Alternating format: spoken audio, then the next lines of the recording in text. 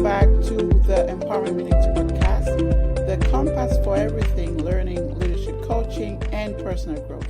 I am your host, Dr. Maurine. I am a learning leader, educator, and executive leadership coach who's passionate about helping organizations develop their leaders to become leaders people want to work for. That's what we do in my company, EMK Learning Solutions. So do you want to connect with me on social media or send me an email at maureen@emklearningsolutions.com if you'd like me to work with your organization or just have a quick chat. So as you may have noticed, every month we have a theme. So this month's theme is that of organizational culture. So today's session, we're going to be talking about learning culture. So we're going to be talking about navigating the fascinating realm of learning cultures. We're going to delve into the heart of organizational culture, but focusing on the role of learning in driving innovation, growth, and success. Now, let's start by unraveling this essence of a learning culture. But what does learning culture actually mean? A learning culture is an environment where an organization encourages continuous learning, experimentation, knowledge sharing. It definitely promotes a mindset of continuous growth, prioritizing growth, and developing learning at all levels, fostering curiosity and adaptability. So the ATD, the Association of Talent Development, defines a learning culture as one in which employees continuously seek, share, and apply new knowledge and skills to improve individual and organizational performance. The importance of the pursuit and application of learning is expressed in organizational values, permeates all aspects of organizational life. So I love the keywords there that ATD defines the culture, right? You heard about organizational values, you heard about continuously seek, share, applying new knowledge, and you also heard about individual and organizational performance. And this being a continuous pursuit is not a one and done thing. So that's what a learning culture in essence is about. So why do people even care about a learning culture? It has so many benefits, a plethora of benefits for both individuals and organizations. For example, a learning culture promotes employee engagement, retention, but by providing opportunities for skill development and career advancement, it also helps drive innovation and agility as employees are encouraged to experiment, take risks, and learn from their failures. Having a culture of learning is really a hallmark for high performance organizations. So there is a correlation between learning culture and the performance of an organization. So it is key, for an organization to perform, exceptionally. Learning culture has to be one of the drivers. So now that we know what a learning culture is, what the benefits are, some of the benefits, because I didn't list everything, you might be thinking, well, does my organization have a learning culture? Or you might be wanting to go work for an organization. I would say this.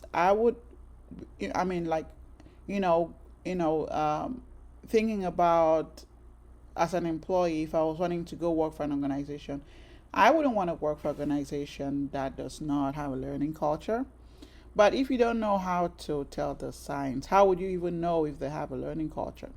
So let's talk about some of the signs of learning culture within an organization. So you can be able to vet them to know if it's a good fit or not, if that's a priority for you.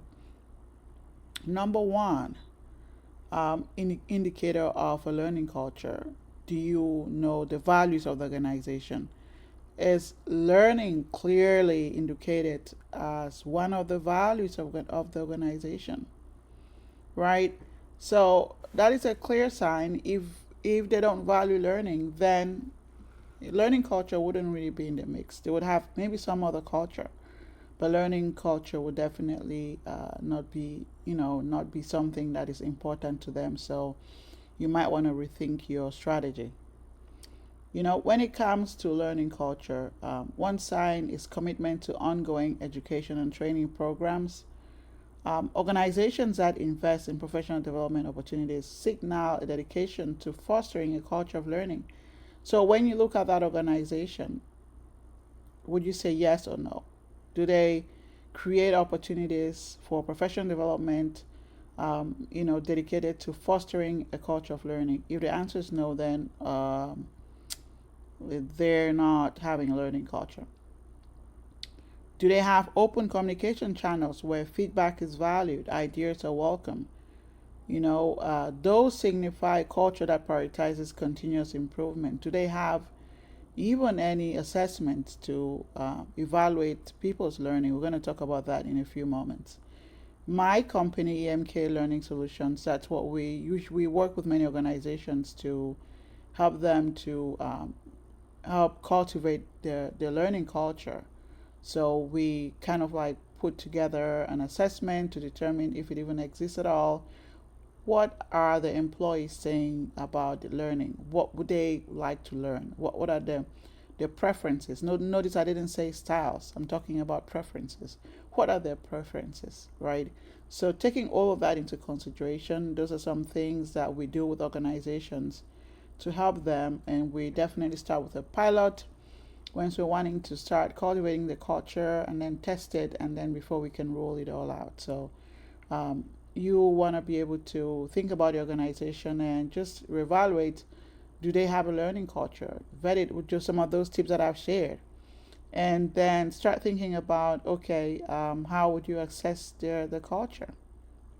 How can you evaluate or vet your culture, even beyond what I just shared, right? So look at um, what data that you can use to support your to make an informed decision. So before you start saying, oh, learning culture, that means I want to create training programs, I want to create e-learning, I want to create micro learning, AI tools, using AI to do all of that. No, you got to stop first. I want to encourage you to first look at the data. What does it say, and go from there. You want to take a look at the key metrics, right? Examine the key metrics such as employee participation rates and learning initiatives. um, Look at those feedback surveys. Are they even completing the learning? Look at the availability of learning resources, how they're integrated with learning goals in their performance evaluations. So those metrics, would give you insight into the organization's commitment to fostering a culture of continuous learning. How about employee feedback? Are they even soliciting feedback at all? And what are they doing with that feedback? Gathering feedback directly from employees through surveys or focus groups, asking questions about the accessibility of learning outcomes. you know um, are their managers supporting them, right? The organization's overall attitude towards learning, does it provide, what does it say? Does it provide valuable insights into the current state of the culture, right? So those are some things you want to consider. Is lifelong learning visible across the organization? you know and so really look at conducting a learning wellness check, and interpret the data and share it with the senior management, and so you guys can work together. So now, what are some strategies for creating a learning culture? I'll just let you know, first off, you need that data. You can't decide on your own that this is what the learning culture is going to be. You got to look at what research says, right? So do your own research, do organizational research by conducting a survey, pulling all that information, right? So that's one thing to inform the learning culture, right? So then also, you need to work with the senior leadership, like I just mentioned. You need to have buy-in. It's crucial for fostering the learning culture. So when the leaders prioritize and actively participate in the learning initiatives, it sets the stage. It sets a positive example for the rest of the organization. So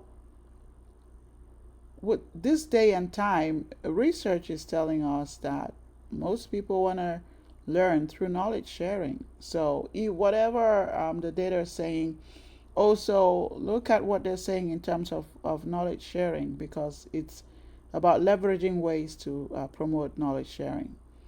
Now there we definitely see how cohort learning it's really impactful in many organizations. So before you want to consider that, look at the research, and look at the feedback from them, right? And look for ways that whatsoever you're putting in place will promote knowledge sharing and collaboration among their employees. They learn from their peers.